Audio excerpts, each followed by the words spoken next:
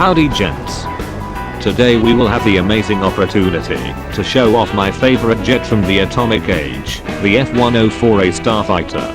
The Starfighter was a single-engine supersonic interceptor designed by Lockheed Aerospace for the United States Air Force, and subsequently was developed into way too many variants to be sold to almost every goddamn nation on Earth that wasn't communist.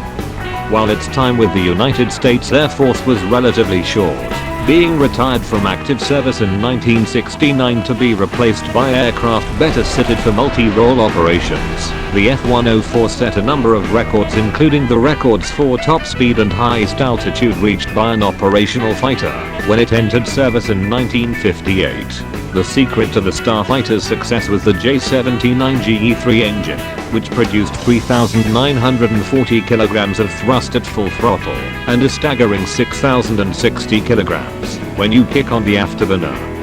When combined with a beautiful streamlined fuselage and downright tiny wings, this engine can push the F104 to Mach 2 at 10,668 meters or maintain a climb rate of damn near 215 meters per second, which you should use to climb above every other player in your games and look down upon them like the angel of death you are. Speaking of tiny wings, as a result of being purpose-built for speed, the F104 struggles to change direction, meaning that almost every other aircraft you will face can outturn you.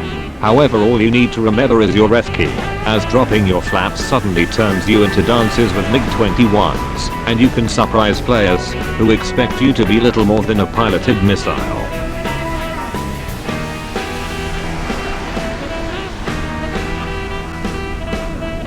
On the subject of missiles, the F104A gets two of them. A pair of AIM-9B sidewinders with one strap to each wingtip. The AIM-9B is the earliest generation of the sidewinder currently in game, and to be perfectly honest, it's not great.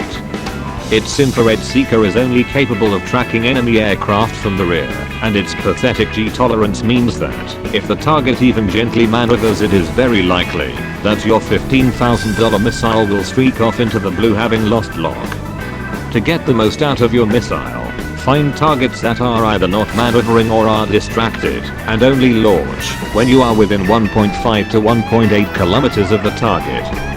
To be frank, there will be lots of frustrating moments with this missile, but when it works, it is one of the most satisfying things in the game.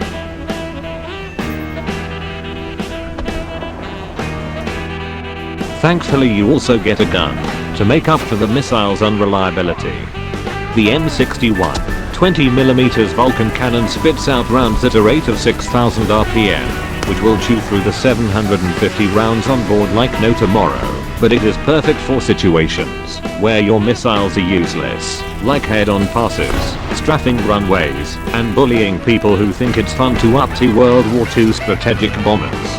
In comparison to other high-tier aircraft, the Starfighter is defined by its lack of resources. You only have so much fuel, so many missiles, and so little cannon ammo, requiring you to make the most out of what you got.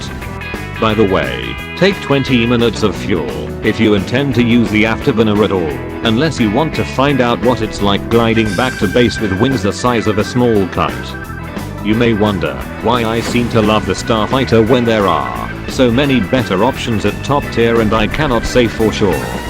Only that I have fallen for its beautiful body and had tons of thrills at its controls, like chasing a MiG at Mach 1 on the deck, or going toe to toe with better aircraft and coming out on top, and if I can do it, so can you. And that is the F104 A Starfighter in 2021.